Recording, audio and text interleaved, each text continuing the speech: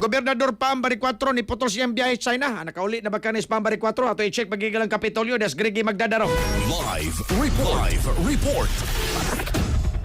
Yes, nagtagdaron ang pasabot o pagbalik ni Governor Pamela Pambari 4 gikan mismo sa nasod sa China. Kumantiyan Paul Pixel nga ini Government Health Station dito mismo diskutan nga natod sumikan kay siya ganahan nga mo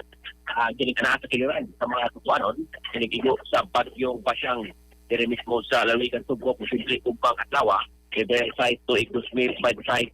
kiniman nga malapuso sab nga nagtagbo ang gobernadora kadto sa iyang gitambungan dito mismo sa China, partikular na dito sa probinsya sa Fujian, isip kamahin sa pagpaligoon sa partnership sa duha sa mga probinsya. Ikan kong gipariyag sa Ibarri 4, yung masaligon sa siya, na mahimo rin makapangsyon ang mga team ng itaguna niya pag dumala sa luhanan sa probinsya samtang siya ato atraso sa China, ilabi na ang Provincial Disaster Instruction and Management Office kung PDRMO, paano na naipagong command center, kung paano na isang andam, o naibaw na sa mga protocol, karapot po katupang, o mga kakaragman sama sa bagyo, di sa mahimo ng panayon ang gobernador sa diplomatic o engagement samtang ang sugbong katatawa ituhan sa bagyo Notini, di na matambong si Ibarri 4, wala sa matambong kiniha sa gipagayong trade forum dito mismo sa